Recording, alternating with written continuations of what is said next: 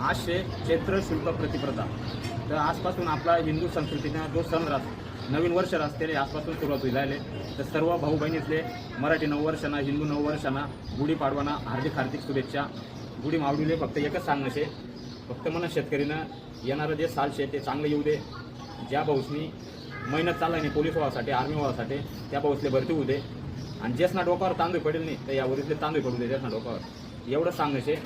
आणि ज्या पण भाऊ मुंबई, पुणे, अमेरिका, लंडन कधी बी राहतो तर आपला मराठी ज्या सण शेतकऱ्यातले साजरं करायला पाहिजे।